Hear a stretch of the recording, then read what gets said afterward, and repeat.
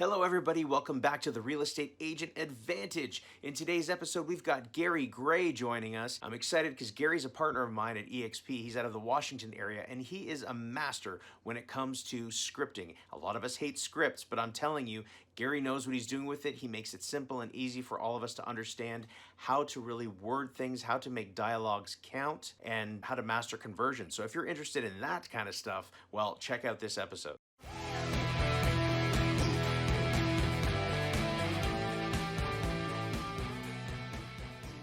Hey everybody, welcome back to the Real Estate Agent Advantage. My name is Lauren Cooper. Thank you so much for joining me today. And today I'm joined by one of my partners in EXP world, top agent experts, Gary Gray. Gary, thank you so much for being here. Say hello to the good people. Hey, good people. How you guys doing? They're mostly good people. There's one or two of them that I'm a little worried about, but they're mostly good people, so they're all good. All right, so Gary, please, normally I'm interviewing agents and team leaders and all that stuff, but you've got a little bit of a different background, which is why I really wanted to have you on the show. Please tell people kind of your background, how you got into the real estate industry and what you were doing leading up to that. Yeah, so I got into the industry as a whole in mortgages. So back in 2000, 2004, opened up my first brick and mortar, and I've always had that entrepreneurship spirit. So I figured it out real quick, and I started opening up multiple offices, started hiring multiple LOs, just crushing it, doing it, just amazing. 2004, 2005, 6, 7, and we know how end of 2007, Q4, first quarter of 2008, we collapsed, right? And so I took a year off and got into business consulting in 2009 on the real estate side because I got beat up so bad towards the tail end that I said, I'm gonna stay away from writing any type of mortgage loans. I loved it at the time, but I got PTSD for mortgage loans now. Sure. So anyway, so got into business consulting on the real estate side. So from there forward, just dealing with proprietary CRMs, call centers, building call centers, training, coaching agents, working on building systems to have them run more efficiently. So from A to Z on the brokerage side, working with teams, brokerage owners, CEOs. It's been fun. And working with the big brands in the industry, right? That's correct. Yeah. So, let's dig a little deeper into that. Before we do, because I'm such a knucklehead, I always forget. Like, share, and subscribe, please, to the channel. I always forget to say that. But yeah, back to it. So, how is it that you were, consulting with these companies? What were you really digging into to help them grow? Well, any level of business model or infrastructure, you're always going to have what I call leaks. So what I would do first is kind of run analytics to see how their business was running, kind of like doing the diagnostics, right? Yeah. You drive in, you plug in all the machines, see how it's running, see how efficient it's running. And then so I just started plugging in leaks, reverse engineering their systems, like what's your end goal? So we run diagnostics, and then things that could be improved and revised, we implement new process procedures. If there wasn't anything that was in place, we'd create new process and procedures. So it varied from working with, agent to CEOs. So with CEOs and DBs and et cetera, it was more of what can we create that's sustainable, repeatable, and last but not least, profitable. Right. And so it entailed of a lot of things. So, in terms of most people listening here are real estate agents or brokers, team leaders or solo agents, with regard to their business, because you've seen, a lot of examples of this, where do you typically find the leaks or the places where things are breaking down? Consistency and execution.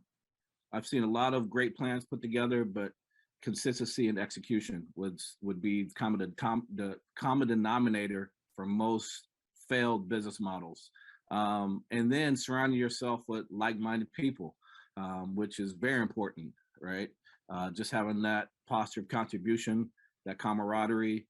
But I would say again, there's different levels, there's different profiles of an agent. You have your new agent, 1 to 2, 0 to 2 years, then you have your kind of intermediate, then you have your advanced, and all of them are in different dispositions in their career, right? Right. So, um, but sometimes experience doesn't have anything to do with it. It's all mindset and, again, execution and consistency. Because I've seen some new agents come in their first year, do 36 to 40 deals and just crush it.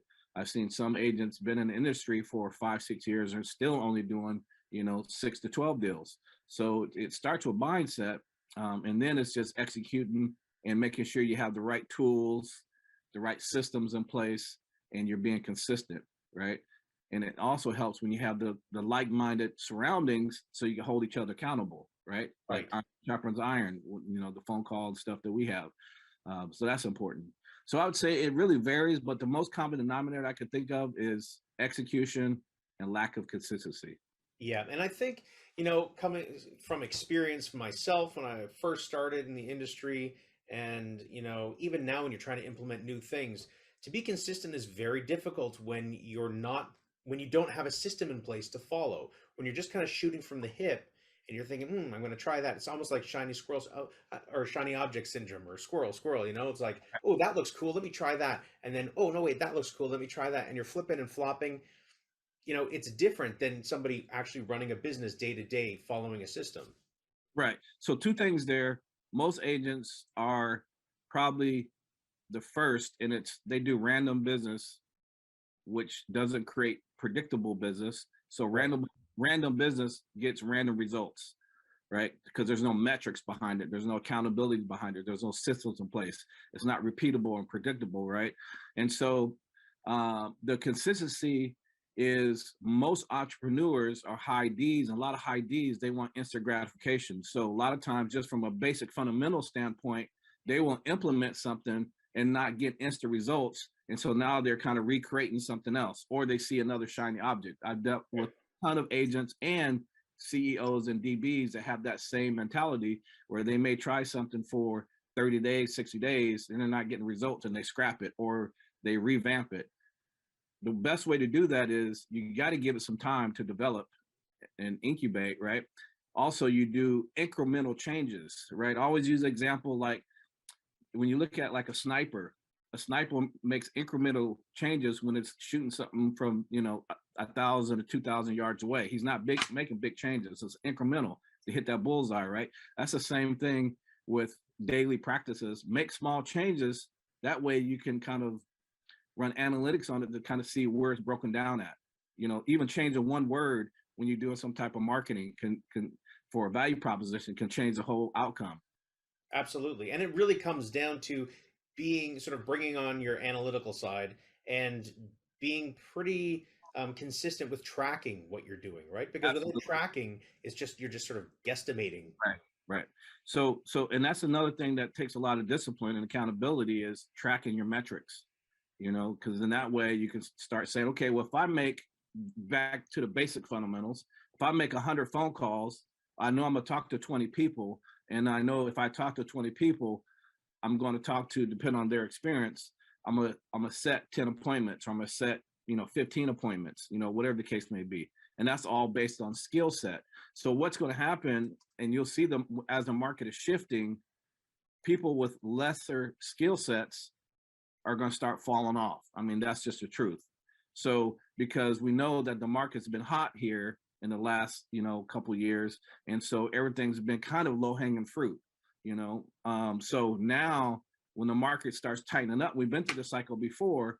The people who lack skill set, tool set, mindset, those three things, they're going to start falling off. They're going to see their production start decreasing, and the ones that have the skill set, mindset, and the tool set, you'll see them sustain their current business or even continue to grow because there's less competition. So it's going to be pretty interesting. Yeah, definitely. And when it comes to, newer agents, they think, well, that sounds amazing. Skill set, mindset, tool set. I love that. But they don't know the start. Now, mindset would be the easiest to understand, not necessarily the easiest to execute, especially if you're in the middle of kind of the struggle of it all, right? A lot of that comes down to surrounding yourself with the right people that will help support you and raise you up. Absolutely.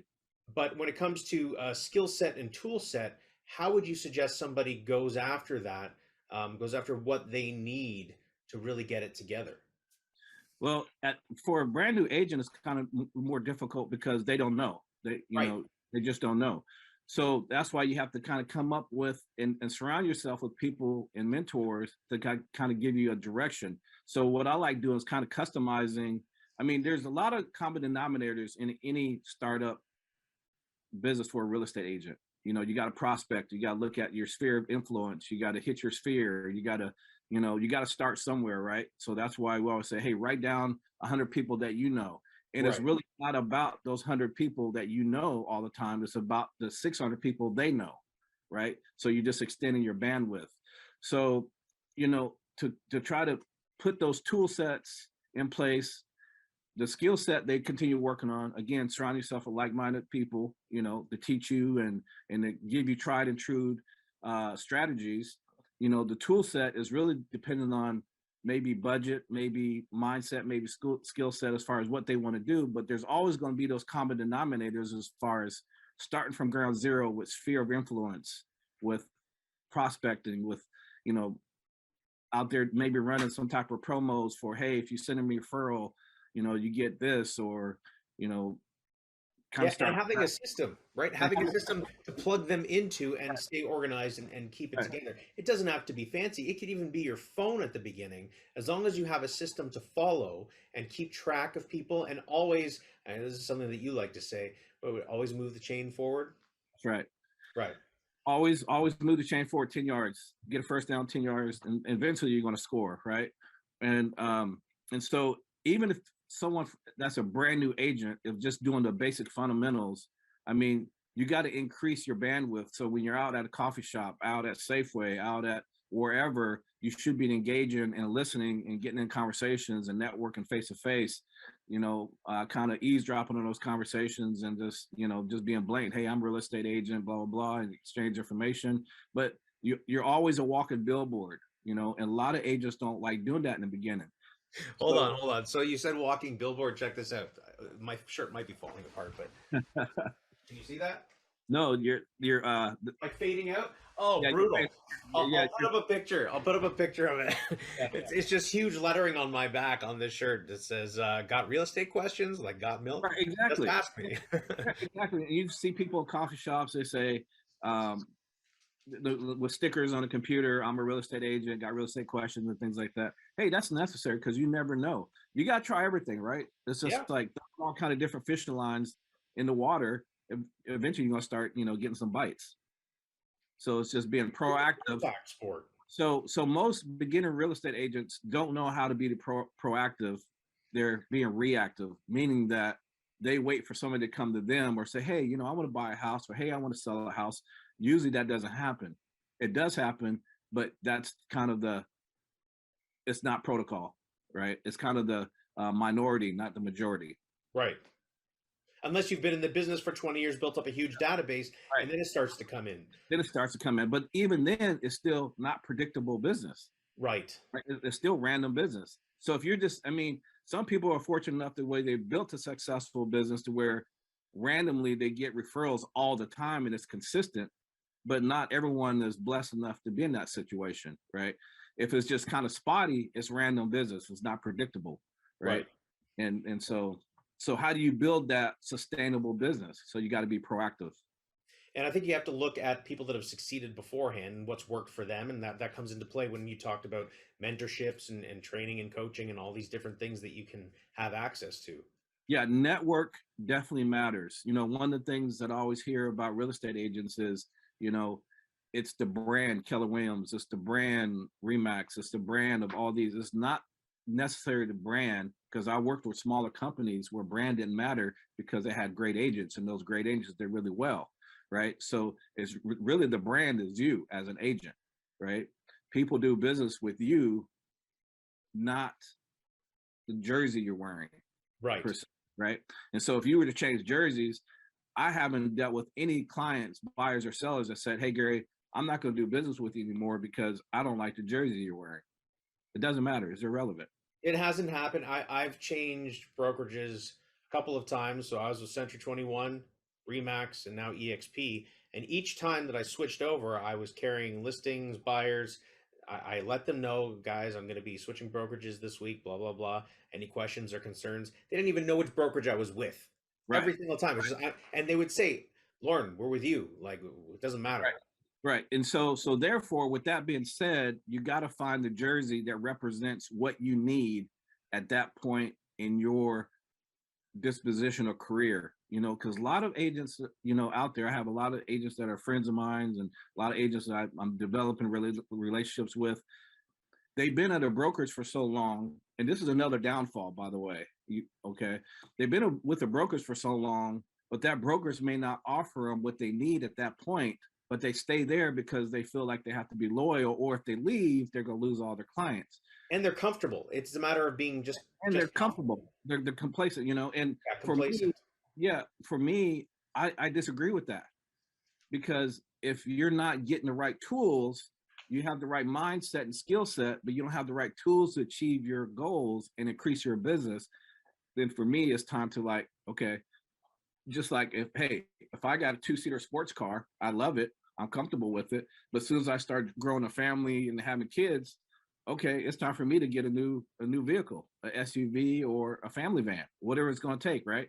So if you're not in the right vehicle for expansion, then it's time for you to look at some other vehicles. And you don't really know what's out there. And that's really the main reason why I made my first switch from Century 21 to ReMax. And again, in that world, all of these companies are great. The offices are all different and they have different sort of subcultures within them. I was very comfortable at Century 21. That's where I started my career. That's where I had a lot of friendships and loyalty to the broker and the brokerage. But the people mainly, right? And that's what I knew. But at the same time, things were starting to change. Actual like people were starting to turn over in management and the admin side. And I thought, people in real estate, we all get recruited by everybody.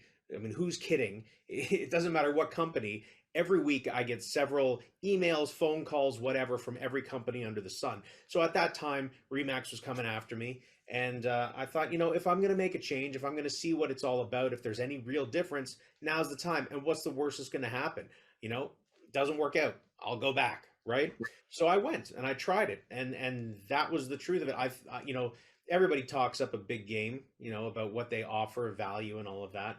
For me, it wasn't a good fit, this particular office. That's fine. Some people do really well there, and that's great, and I wish them all the best. For me, just the culture wasn't there for me, right? I like a culture of collaboration. Surprise, surprise, aka YouTube channel, me telling everybody everything that I do. I mean, I like to collaborate. So after a year and a bit, I was like, you know what? This office isn't for me. I explored other options, and I was almost going back to Century 21. I had EXP. I had other people chirping in my ear from other companies. I went up going to EXP, and it's been great. But what agents need to realize is they're the ones in power out there, because we are a commodity for these companies. Absolutely. We are the income producing, batteries for that put on the lights. So we have all the power. We should really go out there, search out opportunities in different companies that suit us best. I'm not going to proclaim one company is the best company in the world. No, because it's like everybody's different. Everybody needs different things, wants different things. For me, as we know, I'm with EXP. I love it. It's been great for me so far. That's how we connected, and I made a lot of other connections. But everybody has to go. And guess what? What I said to myself was the same thing I said to myself when I went to ReMax. If it doesn't work out, what's the worst that's going to happen? Everybody's going to ask to take you back because you're making money for them. So go, give it a shot, try something, look out there, see what's available to you. Don't be stuck in your complacent spot for the same brokerage in 20, 30, 40 years. Right. Look out there, see what's available. And really, that comes down to your P&L. I mean, if you're stagnant and you're not, having an increase every year by, 20, 30, 50, 60%, then, I mean, some agents are okay with that, right? Some agents can flatline and stay consistent at 12 deals, 36 deals, whatever that is, right? Other agents, they just have a higher drive. And when you get to the point where you just have a higher drive and those big audacious numbers, then that's when you got to start looking at other framework to help you get to that point. Now, for like for me, I look at certain things now at the end point of my career, and it's, the exit strategy, the investment side, the expansion side.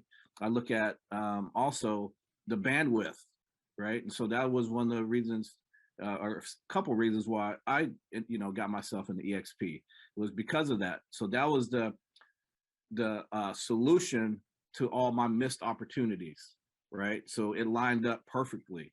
But again, it sometimes it's just about timing. Sometimes, it's about getting in front of the right people in the network, right? Right. And so Well, that's because let's talk about your experience. I mean, a little bit. You came to this company, and it could be any company. We're just talking about EXP because it is EXP, but it could be Keller Williams, ReMax, Century 21. Does not matter. You had come to EXP several years ago, right? right. And you left. I left. I was with EXP no longer than 5 months, maybe 4 months, and it's just because I didn't learn and I wasn't exposed to what I've been exposed to now, which is the network, which is like-minded people, which is seeing how wide, deep that bandwidth is, right? And also when you look at a micro level, just seeing all the strategies, all the sequences, all the infrastructure. I'm looking down into how the mechanics of successful people have gotten to where they're at. I wasn't exposed to that before, Right. right? And so it was just perfect timing for me. And so perfect timing, the best solution, and most importantly, the right network, the right people, right? Because that matters. That definitely matters. That's what it comes down to in any company that you're with, in any office that you're with. It's the people that you're connected with. Are they the right people to help you grow and show you and mentor you and all of that and keep you accountable? So let's get back into the specific systems and things that we're working. Now, you and I have worked a lot on scripting and certain systems for other things. It was really interesting because agents, I shouldn't say people, agents, are afraid of scripts, right? They don't, whether it's prospecting, listing presentation, whatever it is. It doesn't feel natural. I don't want to use a script. What do you say to people that think along those lines? Any agent or anybody in sales talking to people, believe it or not, they've kind of inherited their own script. So if you're making any type of phone calls, you develop your own script. If you're just going with the flow, making random phone calls, saying something different every time, your closing ratio and your repeatable and predictable business probably stinks. Let's just keep it real. Okay. So the people that are being consistent with what they're saying, you just inherit your own script. You just develop your own script. So for me, scripts are great because it keeps you on task and they're predictable. And the reason why I say they're predictable is because when you're measuring them, you can kind of look at the analytics of, okay, well, I lost that client at my intro, so my intro sucks. Or I lost that client in the body, so my value proposition sucks. Or I lost that client, or agent or whatever in the closing, so my closing sucks, And so for me, when you're starting out, especially a new agent or even a seasoned agent, when you're starting out with scripts, it gives you kind of bullet points, if you want to break it down to bullet points, where to start, where to go. Okay, because everybody starts out and everybody has their own script. Yeah, they say we all fall into the same patterns, say the same things. How are you doing? I'm good, or I'm well, or all good here, or whatever. We all fall into this similar scripts. So what an agent says, in my opinion, when they say I don't like scripts, is I'm not coachable, or I don't want to. My mindset isn't right. It's not that I don't like scripts. Is I don't want to do that, because if you learn the script, like the scripts we're working on, that script is tailored to your personality. That's Right? the key. And that's what I want you to touch on with everybody here that's listening, because they say they don't feel comfortable with scripts because it doesn't feel natural. The language is not the way that they speak. So what's the solution here? You don't need to read it, right? You don't need to stick to it tried and true from the beginning. Right. So the way I like to approach scripts is not everybody is the same. Okay. We're not just coming off conveyor belt. I like to tailor scripts to someone's personality, right? Like you and I are doing. and you were being very, very transparent, and you're like, no, Gary, I don't like that because that doesn't sound like me. Okay, well, write it how you would say it. Right. But it's asking the same question. You're going to get the same answer or result, right? You're just wording it differently, right? And that's okay.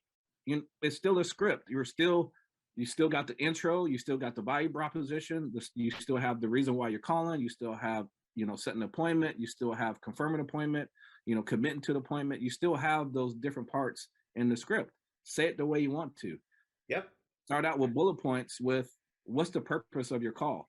Okay, the purpose is you got an intro. The purpose is the reason why I'm calling, and then you got your value proposition, and then you got maybe a testimonial, and then how is that going to benefit the person that you're calling, right? And then you're going to go for setting an appointment, the next step, right? And then you're going to go for the commitment. Hey, this is going to be a Zoom call. Please be in front of a computer so you could be prepared to take better notes, et cetera. Yeah, or meet at the office or the office or whatever your next step is. Right, yeah. Whatever your next step is. So for someone, back to your question, for someone who doesn't like scripts, it's because it's been presented to you probably in the wrong fashion, where, hey, say this exactly like this, where me personally, there's some scripts that work, but you can still kind of customize it, put your own swag into it, right? A script is just keep you on cue, on point, right? You don't have to always say it verbatim, right? You could change it a little bit, but don't change it too much. Right. The essence has to stay the same. The main points still have to hit, but the language used, sometimes if a word just doesn't sit in your mouth right, and you normally say something as an alternative, then say the alternative. Right. So, some things, there's a couple one-liners and stuff like that. I agree that you should say it that way. Right. Like, just questions, like, if you were to, close 5 to 6 deals with this system, what would that look like in your business, or what would that do for your business? Kind of those direct questions. Sometimes those direct questions you should ask the same way, right? Because they're worded that way for a reason. But other times, kind of as a whole, you could tailor it to your personality, right? Or you could say the same script. You could say it like word for word, same script, but just add your personality to it, right? Because I've seen that too, where someone says a script word for word, but they just add their personality to it. And it's all comes on passion, enthusiasm, the tonalities, all those things that come in play to make it seem like you're not reading from a script. Everybody hates, someone who gets a call. Yeah, is this Gary? Yeah, Gary, I'm calling from so-and-so. You hang up on them. That's been my problem. Right. I don't know why you were hanging up on me all the time. Right. So, I mean, you hate those calls, but if somebody's coming with high energy, me personally, if I get a phone call, they're like, hey, Gary, yeah, and they got high energy, I'm like, okay, I'm listening. But if they get to the value proposition, I was like, no, I'm not interested. Thank you. And I hang up. And there's calls where they start out, there's a big pause before they say something. A lot of times I'll hang up before they even say anything, because I know it's a call, and it's like, okay, I'll sit here for you to get on the phone, right? And other times, if they sound like they're reading from a script, I was like, bro, no, I just hang up, right? So I get it. I'm on the receiving end. That's why you have to call with high energy. You have to just get into it. Enthusiasm sells. Wins the day. All right. So you brought up something that's very important, and it's something that I've noticed that you throw in a lot. And outside of our experience together, it's something that I've really struggled with and realized fairly recently that I need to deal with. And that's asking more questions, because the person that asks the questions controls the conversation. And the way that you frame questions is very important as well. So when it comes to scripts, it's not just blah, blah, blah talking, pushing a point. It's getting the prospect to come to a certain conclusion sometimes by asking questions. Absolutely. If you find yourself talking 90% of the time, then you're not having a great call, because all you're doing is talking, right? And that's a lot of times the big problem that I hear with agents. They're always talking about themselves. Well, I'm number one this, I'm that, I've listed. So what? You don't know what that client, buyer, seller, or even agent, what they need. So you have to ask questions. A phone call, depending on what stage of the phone call, there's an intro call or a closing call, whatever it is. But let's just say intro call, right? The Right. first call. The purpose of the first call, and you should have this kind of written down, is to gather information, intel, you know, just basic questions, basic fundamentals. Because the more information you ask and you ask those hard questions, you're going to be able to find their pain points, right? If you're dealing with buyers or sellers, same thing. If you're dealing with agent attraction, same thing. Let's deal with agent attraction. Agent attraction, you're asking questions of, you know, simple questions first, because you need to know those. How long you been in real estate, right? Because if they've been in real estate 15 years and they're only closing, say, 10 deals a year, then you know if that's not their goal, they're struggling with maybe tools or skill set or even mindset, right? Right. So you have to ask those direct questions and then compound those. When I used to coach, I say you have to be like a little kid, right? What do little kids do best? They say why. You say something, they say why. Well, you do this, why? Because I said, well, why, right? And it's like, so when I ask questions, I'm the same way. You know, well, what does that look like? Explain. Tell me more. Oh, that's interesting. Share that with me, right? So now they're giving you all these missed opportunities or these pain points while you're collecting intel. Why is that important? Because a lot of agents or even agents that deal with buyers and sellers, they're always trying to throw a value proposition out there first before they find out what the client needs, whether it's buyer, seller, or even agent, right? So they don't line up. They're bumping heads or they don't line up. But Right. if I ask you, like, as an agent, you know, how long you've been in business, you know, just kind of basic questions, and then your problem is maybe you don't have a great listing presentation, you don't go on listings because you're more of a buyer's agent, okay, and say, you know, you don't have any coaching, whatever that may be, I better come with a solution to help you overcome those missed opportunities, like saying, hey, perfect, that's exactly what we do. You know, I do listings, you know. Matter of fact, one of our agents took, you know, 50, 60 listings in 1 year, and this is how they did it, right? So you got to come up with the tools, mindset, and skill set to overcome their pain point, right? So the first call is going to be about the intel, finding as much information as you can, and then come in with the solutions. So what I'm hearing you saying is you want to get more sellers. What I'm hearing you saying is you need more coaching. And what I'm hearing you saying is the cost of doing business with your current brokerage is very high. Is that correct? And if you say yes, great. Now you just match them up. Now you got their pain points. Now Right. you put a compelling value proposition in front of them. Same thing with internet leads, buyers, sellers, doesn't matter. Doesn't It's matter. all the same framework. It's all the same formula. And that's where people miss the opportunity because they come in with generic information instead of being very intentional and very targeted as far as coming up with the solution. Excellent, excellent. I love it. So when someone is working on these scripts, I mean, I guess really there are so many scripts and script books out there when it comes to for anything from recruiting agents, from getting buyers, from getting sellers, whatever. It's all out there. Mike Ferry, Tom Ferry, Buffini, and on and on and on and on. Floyd Wickman, whatever you want to say.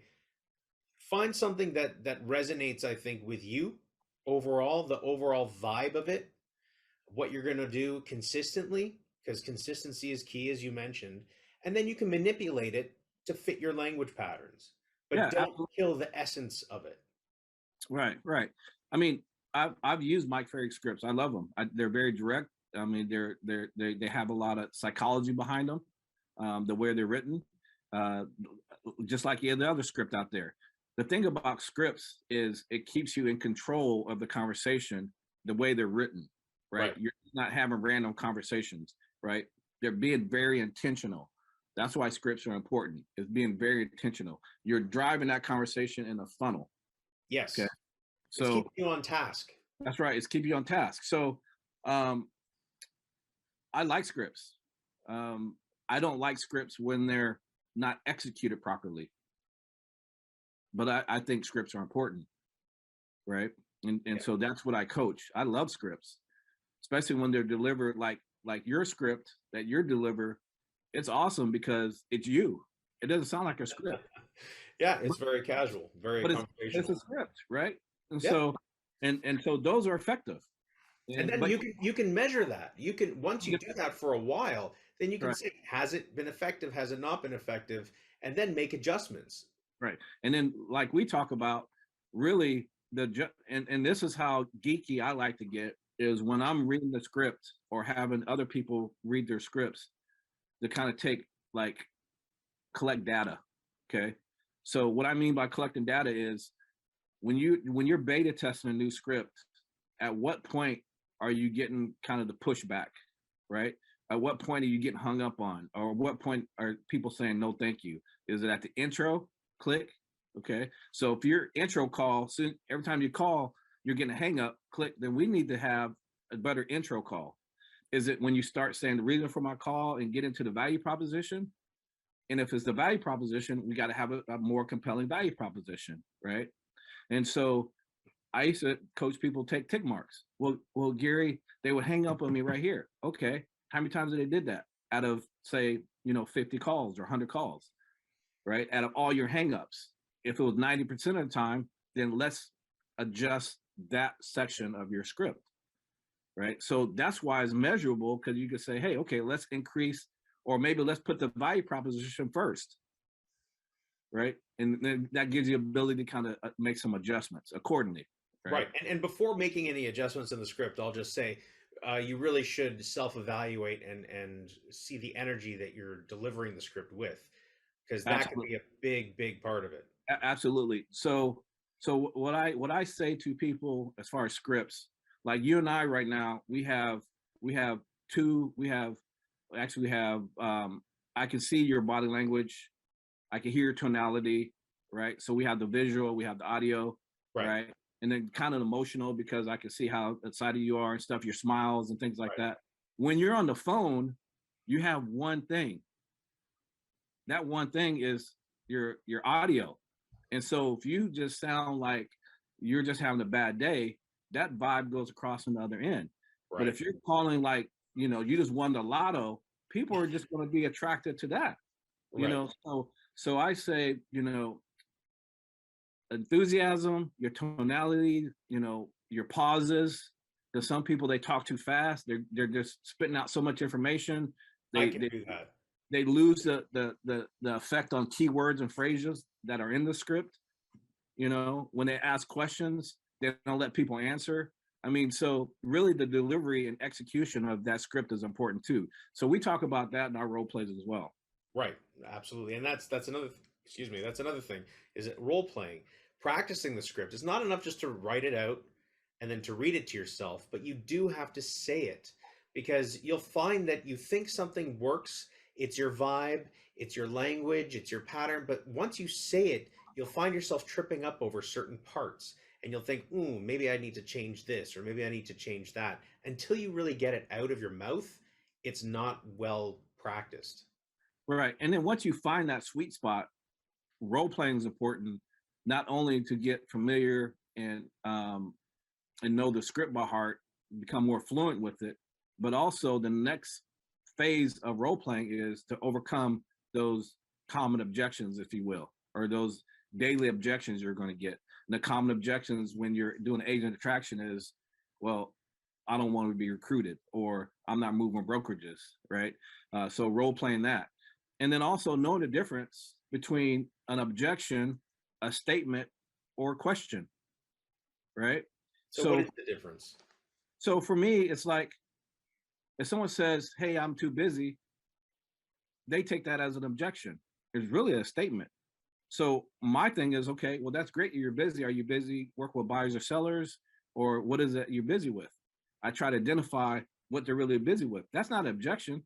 That might, if someone says I'm busy, it can be just, hey, I'm just looking type deal when you go into a retail store, right? Oh, Right. I'm too busy. But a lot of times it's true. They may feel that they're too busy. So that's not really objection. That's a statement that can be addressed by saying, oh, okay. Well, it seems like you're busy. Well, have you ever thought about maybe getting a showing agent, or you ever thought about starting a team? I'm putting a solution in front of them. Okay, for me, that's not objection, right? A question is, well, how much are their fees? That's not an objection. That's a great question. Hey, great question, Lauren. Let's go over those, or whatever the case may be. Right. So objections are really limited, and objections are more like, I don't want to leave my brokerage. Leave me alone. I like the leave me alone thing at the end. Yeah, well, and then even that, you still gotta ask questions to kind of keep the process going, the conversation going, and asking more questions. Even like, well, what is it that your brokers that you like? Or you could take it a different route and maybe start trying to hit some other pain points and just kind of sidestep that one and then come back and address it later. Right. And you've we're talking about agent attraction and recruitment now, not because of EXP, but you've been involved with that with all the companies. All the companies recruit, right? Pretty much, yes. So I mean, it's out there. Managers are recruiting, recruiters are recruiting, and in some companies, agents are recruiting. But again, whether you're recruiting prospects for buying, selling, or other agents for your brokerage or team, because team leaders need to recruit team members as well. This all applies across the board. That's right. It's and again, it's the same basic formula. When you look at just a framework, you have to have a compelling value proposition, right? To intrigue them, to get them engaged. And then when you're having these phone calls, it's more of a conversation, right? Yeah. Like if you're like I said, if you're doing all the talking, then you're not having a conversation. Okay. So, and if you're asking the questions and they're going to answer, you're going to let them answer and actually listen to what they're saying, right, to guide the conversation to the next question or the next part. That's really important. And the other thing that I want to touch on, because we talked about it briefly, is tonality. Tonality is very important. And, I want to know your take on this, and then I'll tell you mine. Everybody says, high energy, this, that, everything else. And there's different personality types, right, that you're speaking with. If you follow the disc system or the colors, or there's a million and one things, but they all basically say the same thing. How do you approach that? Do you adjust according to the person that you're talking to, or do you stay at a certain level? How does that work for you? For me, I'm pretty consistent. I never adjust way down. I can't. Like people say match and mirror, but if I'm talking to a Debbie Downer, I'm not going to become a Debbie Downer. Mm-hmm. That's just never worked for me. I'm not saying it's right or wrong. That's just my style. I'm still going to be, but I'm not going to be, if she's a 2, I'm not going to be a 10, right? I'm still going to be up here somewhere because I'm still going to be excited. I'm still going to be myself.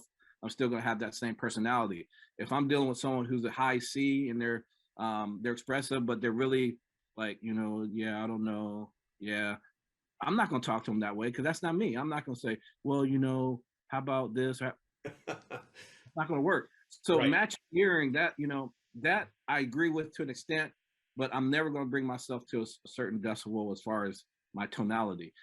My enthusiasm, I may tone it down a little bit. Okay. But I'm never going to be again where I'm not excited. Right. Because you don't know if that person is just having a bad day and this is just my psychology behind it. Okay. You don't know if that person is like that every day. I mean, you can kind of tell once you come into conversation with them for a while, or if they're just having a bad day. Right. Or you just call them at a bad time, whatever the case may be. So I'm going to continue being myself, but as I get to know them, I'll make some adjustments to their personality, not to my tonality. If they're more of a high C, then I may have to explain things more, but I'm going to still keep it kind of exciting. Okay. Does that make sense? Yeah, I think so. Definitely. I mean, my take on it is always, okay, so I try to match, because if you've got for example, I'm calling people in the neighborhood and, I'm just, trying to circle dialing, and someone answers the phone like this. I'm not going to talk like this, but I'm not going to be like this either, because then if I talk really fast and I'm really loud, it's going to freak them out. It's going to scare them off. You bring it down a couple notches, but you're still I think, yeah, that's it. You bring it down. So that's the matching and mirroring. However, I like to stay one or two levels above where they are always. Absolutely right. That's absolutely right. And if you, so you can bring it down, but stay a little bit above where they are. And that way you're always exuding energy and Right. enthusiasm and Right. happiness Just not as much. You're just not being a crackhead to them because a tidal wave of crack. Yeah. right. Right. So no, so we're thinking the same way on that, because it might be just too much for them, right? So we Yes, just bring it down, exactly. and then kind of slow down too, right?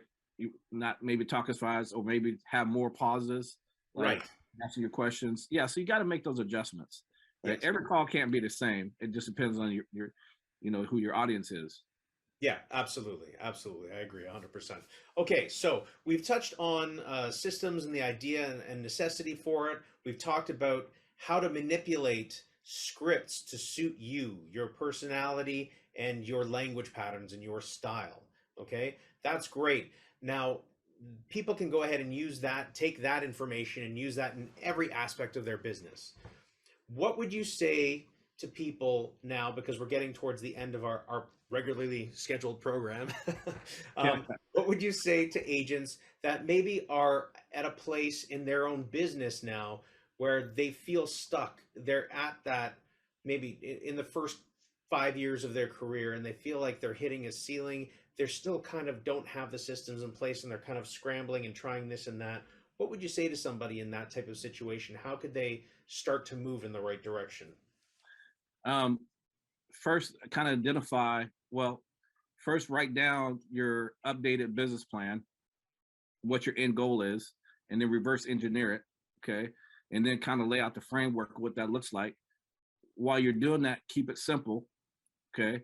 I always say just build one revenue pillar, kind of get that going, and then start adding layers. Right. Too many people try to get too many things going at the same time, and it never works. You just get overwhelmed unless you have a team and you're just delegating, do this, do that, do this, and then you can do everything simultaneously, right? Right. um, Keep it simple and reverse engineer it. So what's the end goal?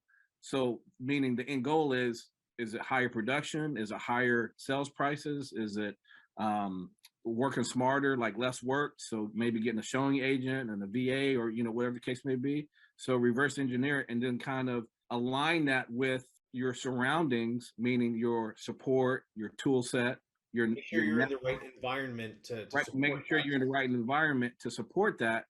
If you're not, then that's when you have to make a decision to say, okay, I need to let go of the emotional ties and focus on the reality that I need a different vehicle. Most of the time, it is the case. You kind of outgrown that shell. You know, this company can only have this bandwidth and support this much. Where I'm at, my shell is here, so I can't. I can't shed my skins because I'm not. I can't. There's no room, Right. right? And so, And that's not always company, just to interject for a second. It can be you're a solo agent and you what you need and what you want really is conducive to being a part of a team.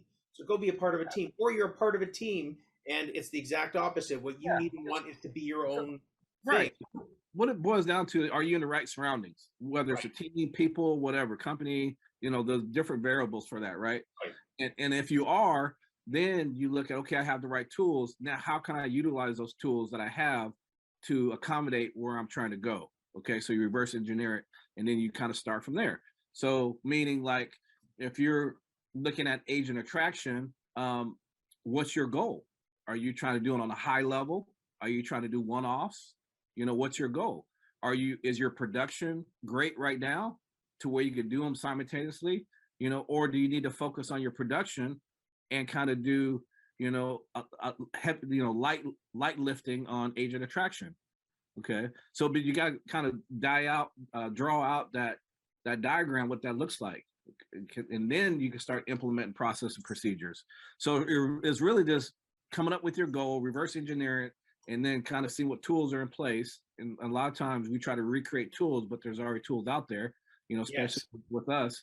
Um, so That's the biggest issue that I found while I was growing is trying to recreate the wheel every single time.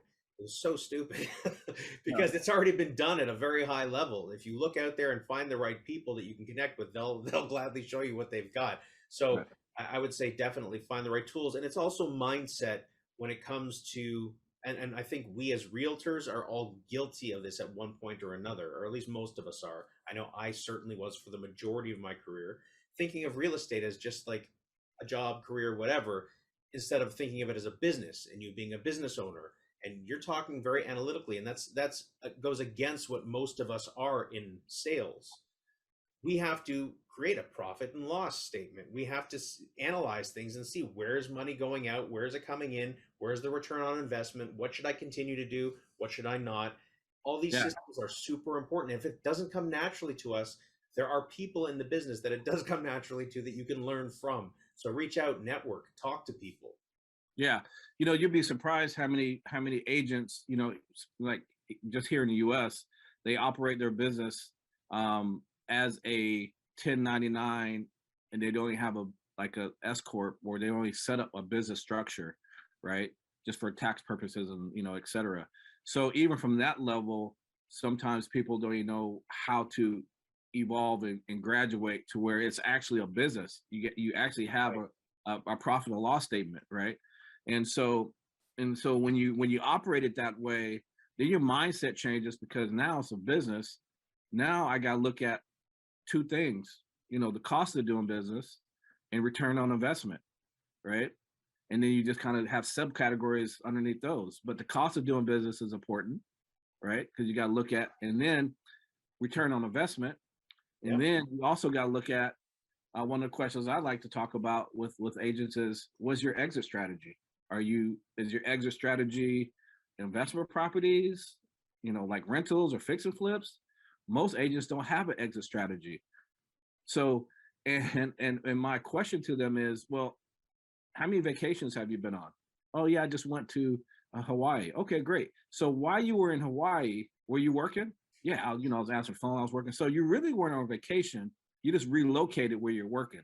I mean, granted that it's a nice place where you're working. Hey, I'll do it all day long, but you really weren't on vacation, right? So really, to operate a true business that's sustainable is like when I was running my mortgage company.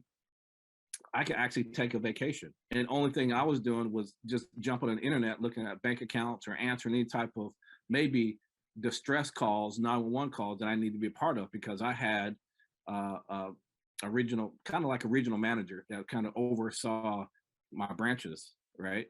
And and so I took a vacation. I didn't have to work. Most real estate agents don't have an exit strategy. And again, Right. that's why this model is very compelling to me at this moment, because now I'm preparing for that exit strategy, which is very important in my career right now, And your family and your life. and my family. And yeah, absolutely. So, so anyway, those are things you got to look at, treat it as a business, like you said, your P&L, your cost of doing business, your return on investment on everything you're doing, Then and be how much consistent once you equity got are you, yeah, how much sweat equity are you putting into it? You know, the cost of your sweat equity. I mean, some people are making, you know, $35 an hour. Some people are making two, three, $400 an hour. What does that look like? You should Yep. have that broken down, And understanding leverage and when to bring that in for sure. right? Absolutely. All right, Gary, this is the end, my friend. Thank you so much Yeah, for joining and sharing your knowledge and experience. I really appreciate it. no, it's been fun. All right, cool. Well, everybody, please like, share, and subscribe. See, I got it in at the end there. Yeah, yeah, yeah. And watch another video. Get some stuff and give me some feedback. I would love to hear it. If you'd like to be a part of the show, reach out to me anytime. 416-890-5775 is my direct number. Looking forward to speaking with you. Gary, talk to you soon, man. Peace. Appreciate it.